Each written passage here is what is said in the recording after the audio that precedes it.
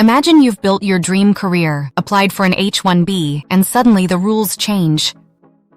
Trump's new visa overhaul could replace the H-1B lottery with a wage-based system, where only the highest salaries get priority.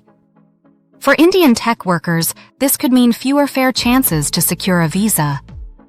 The Department of Homeland Security has a major overhaul planned for December 2025, aiming to tighten eligibility, reduce exemptions, and completely change how visas are awarded.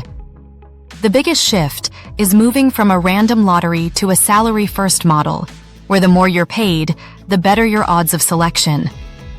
Indians dominate the H-1B program, accounting for about 60 to 70% of all approvals.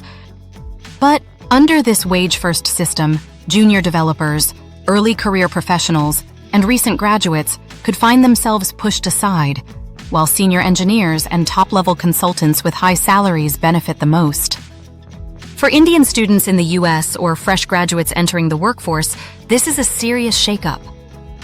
A draft rule called the weighted selection process is already under review and could roll out as early as March 2026 for the FY 2027 season. At the same time, a new gold card visa is being floated to fast-track high earners and advanced degree holders. This signals a permanent shift, not just a temporary policy. So what can you do? If you're a student, consider advanced US degrees.